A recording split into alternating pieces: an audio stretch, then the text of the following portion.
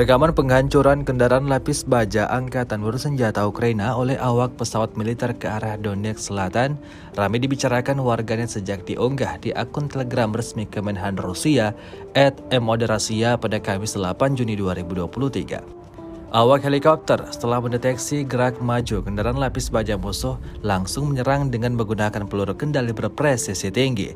Akibat serangan tersebut, dua kendaraan lapis baja angkatan bersenjata Ukraina beserta awaknya hancur, seperti yang terlihat dalam rekaman. Hari ke-469 Rusia melaporkan secara total 438 pesawat Ukraina, 238 helikopter, 4.527 kendaraan udara tak berawak, 424 sistem rudal anti pesawat dieliminir sejak awal operasi khusus. Sementara itu dari kubu Kiev, Kementerian Pertahanan Ukraina melaporkan 880 tentara Rusia dieliminir dalam sehari terakhir.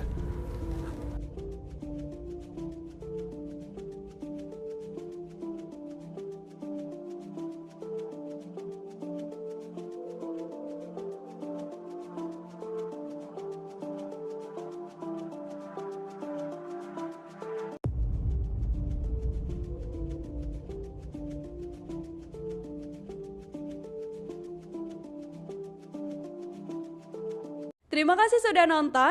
Jangan lupa like, subscribe, dan share ya.